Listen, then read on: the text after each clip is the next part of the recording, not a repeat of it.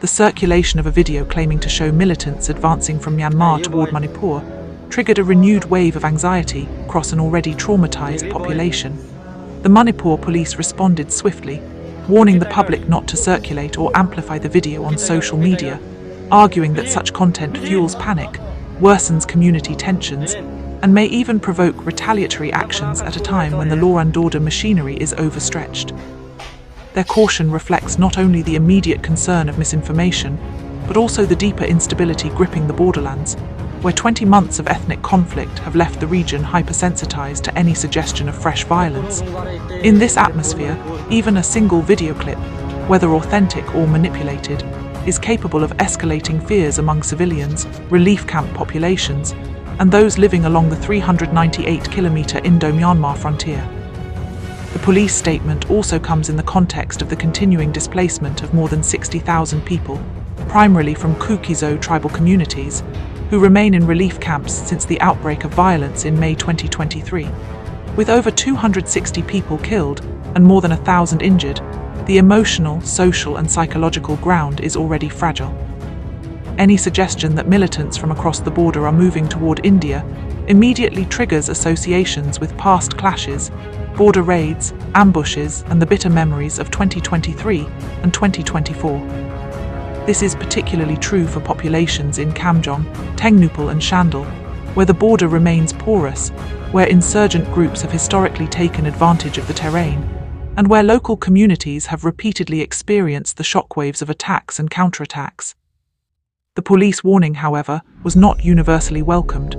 The Métis Heritage Society criticized the authorities, arguing that if such a video is genuine, citizens have the responsibility to inform the authorities, not face legal threats for sharing evidence of potential danger. This response highlights the deep distrust that has developed between communities and institutions. For many Métis civil groups, the perception is that the state's response to violence has been inconsistent and that local citizens often feel compelled to gather information on their own. Their criticism reflects a wider sentiment. Ordinary people believe that they are bearing the brunt of insecurity, while governance structures have not reassured them sufficiently. Yet this tension between cautioning against misinformation and the public's need for transparency reflects a deeper structural crisis. Authorities worry that misinformation is weaponized, as has happened repeatedly since May 2023, with manipulated videos spreading hate speech, threatening peace committees, and provoking mob attacks. On the other hand, people fear that the police discouraging circulation of videos may also hide or downplay real threats. Navigating this balance has become one of the most difficult challenges in Manipur's conflict landscape. This broader context becomes even more complex when examining cross-border insurgency dynamics in November 2025, particularly the activities of armed Kuki groups such as the Kuki National Army Burma, KNA-B, and the Thadu Defense Army, TDA. The mention of militants in the viral video immediately invokes associations with these groups because of the widely acknowledged fact that multiple Kuki-Zo armed organizations operate along the border inside Myanmar. The Indian state has long acknowledged that the border is porous, and in the absence of effective Myanmar state control, non-state actors have filled the vacuum. Throughout November 2025, KNA-B continued to operate along the eastern frontier, especially in locations opposite Kamjong district. Their engagements include both clashes with rival insurgent organizations and skirmishes involving joint operations between Indian forces and groups hostile to KNA-B in several episodes earlier in the year, including incidents near Holenphai and the broader Kampat region. KNA-B fighters faced heavy casualties. However, the group remains resilient, continuing recruitment, maintaining alliances with anti-junta organizations in Myanmar, and surviving through local support networks on both sides of the border. Their activities are part of the broader post-coup resistance landscape in Myanmar, where dozens of ethnic armed groups are fighting the junta and intermittently confronting each other. The significance of KNA-B's activity for Manipur lies in the political and ethnic dimensions of the conflict. For Métis civil groups, any armed movement on the Myanmar side is interpreted as a potential threat to valley security, especially in the context of long-standing claims that armed Kuki groups support tribal movements inside Manipur. For Kuki-Zo communities, KNA-B is perceived not as a threat to Manipur, but as a defensive organization resisting the Myanmar military's oppression and helping protect the Chin, Kuki-Zo population across the border. These clashing perceptions feed into an already polarized informational space. When videos emerge showing unidentified armed men walking through forests, both communities interpret the footage through their own narrative lens, often amplifying fear and suspicion. The Thadu Defense Army also forms a key part of this cross-border dynamic. Although less publicly documented than KNA-B in November 2025, the TDA maintains active training batches in Myanmar and retains influence among Thadu communities. Their activities are less visible but not insignificant. The TDA's evolution into a structured organization demonstrates the larger trend of Kuki-Zo groups in Myanmar organizing themselves for self-defense, ethnic cohesion, and resistance against rival actors. However, unlike KNA-B, TDA rarely makes headlines unless connected to specific clashes. The lack of detailed reporting about their November operations may reflect their strategic choice to avoid publicity or the limited access of journalists to areas under their control. Neither KNA-B nor TDA have publicly threatened Indian territory in 2025. Their activities are concentrated within Myanmar's vast conflict zones, yet the psychological impact of their presence remains profound for Manipur's public discourse, especially as the ethnic divide inside Manipur remains unresolved. Meitei organizations continue to assert that Kuki-Zo fighters from Myanmar have intervened in the Manipur conflict, while Kuki-Zo bodies counter that those claims are politically motivated and meant to justify aggressive measures against tribal populations. This mutual suspicion forms the backdrop against which the viral video became controversial. The November 2025 police response must therefore be viewed in this layered context. On the surface, the police warning appears to focus solely on the dangers of misinformation, but underneath, it touches on the deep anxiety that governs Manipur's daily life. For months, social media has replaced newspapers as the primary channel of information, especially in remote areas where mainstream media avoid reporting due to fear of retaliation. This environment creates fertile ground for digitally circulated fear, exaggerated narratives, and allegations that often spiral into violence. What complicates matters further is the cross-border nature of insurgency in the region. Myanmar's Chin state, Sagaing region and Kachin-influenced northern corridors have collapsed into near anarchy since the 2021 coup. Ethnic armed groups, People's Defense Forces and military units are locked in constant confrontation. Villages are repeatedly burnt, administrative control shifts every week, and the Tatmadaor's hold on many territories has evaporated. In this vacuum, groups like KNA-B and the TDA operate relatively freely. Indian security agencies closely monitor this fluid environment because developments on the Myanmar side directly influence the ground situation in Manipur. One of the consequences of Myanmar's collapse has been the movement of refugees into India. While the majority are civilians fleeing airstrikes and forced conscription, rumors frequently circulate alleging that armed fighters are also crossing.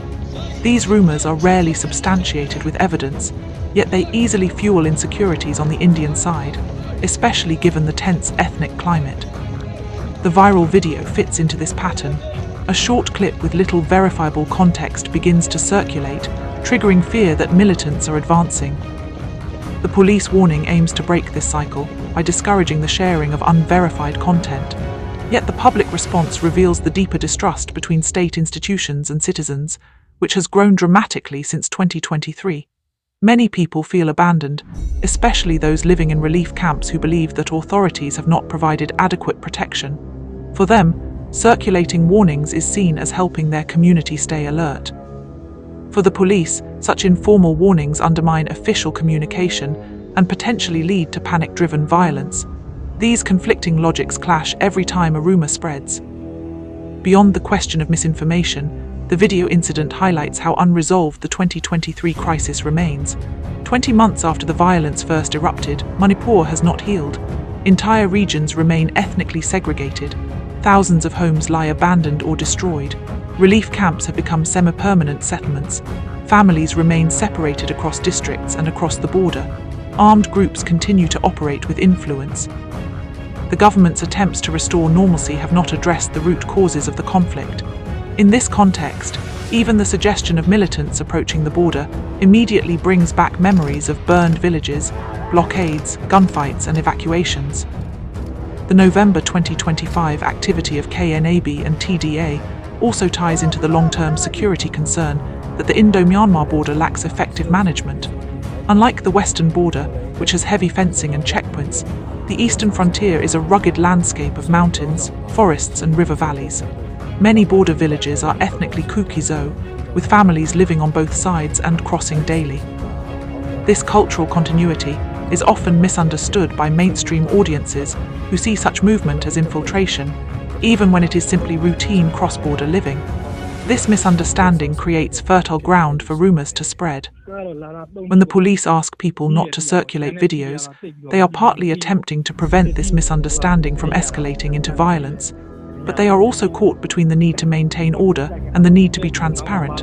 Without public trust, even correct information appears suspicious. This is why Métis Heritage Society's criticism resonates with many in the valley. They feel authorities should address the threat, not silence the messenger. On the hillside, many Kuki-Zo communities view the police caution as reasonable, given how misinformation has repeatedly been used to demonize their community. The November 2025 cross-border military dynamics provide a backdrop to this debate. KNA-B remained engaged in numerous clashes in Myanmar that month, particularly around Kampat and the border-facing villages. Reports indicated the group sustained casualties, but maintained operational control of its zones. Their alliances with other Chin and anti-junta forces ensure they are part of a larger military framework, not isolated actors. This complicates India's assessment of their intentions. On the one hand, Indian agencies know that KNA-B's primary target is the Myanmar junta, not India. On the other hand, any armed conflict so close to Indian territory inevitably raises concerns about spillover.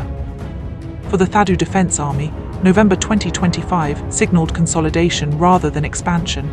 Recruitment continued, training sessions were conducted, local defence arrangements were strengthened, yet their activities remained relatively low profile, overshadowed by the larger battles between the junta and resistance groups. The lack of open confrontation involving TDA should not be mistaken for inactivity.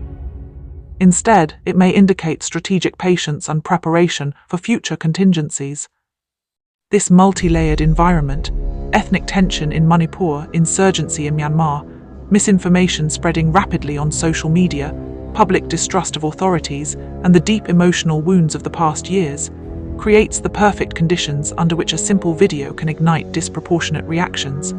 The fact that Manipur Police reacted quickly reflects an understanding of this volatility. But their approach, centered on legal warning rather than public reassurance, exposes the communication gap that continues to widen between the state and its citizens. An effective response might have required more than simply telling people not to share the video. It may have required explaining how such videos are verified, how intelligence is monitored, what steps are being taken along the border, and what citizens should do if they encounter suspicious activity.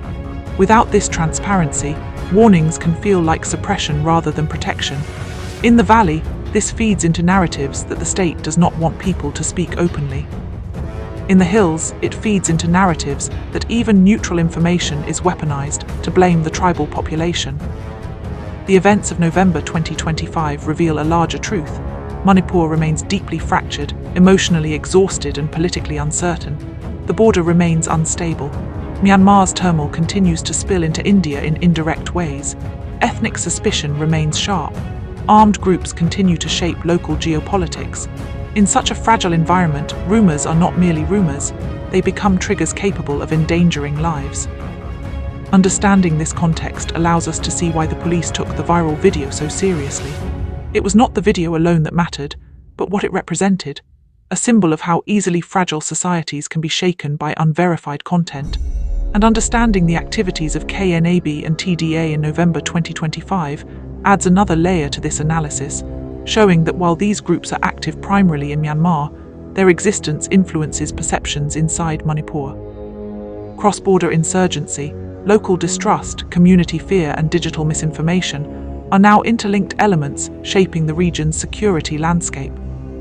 If the people of Manipur are to move toward a stable future, rebuilding trust between communities, Rebuilding trust between people and institutions, and rebuilding trust in information will be essential. The viral video incident is a reminder of how far that journey still remains. Sources references: Economic Times. Manipur Police cautions people against circulating video showing militants heading towards India from Myanmar. Ukhrul Times, EPAL, Prague News, The Diplomat, Eurasia Review, Manipur Times, and other publicly available reports on KNA-B and TDA activity, 2024-2025. Full disclaimer from ZalengamMedia. This analysis is produced for informational and educational purposes. It reflects publicly available information, independent interpretation, and contextual assessment. ZalengamMedia does not endorse any armed group and does not promote violence. All references are attributed to their respective publishers. Readers are encouraged to verify information independently. ZalengamMedia is not responsible for misinterpretation or misuse of the content. The article aims to provide balanced understanding in a conflict-affected region where misinformation can have serious consequences. Subscribe to ZalengamMedia for more documentary reports, ground analysis, and responsible journalism.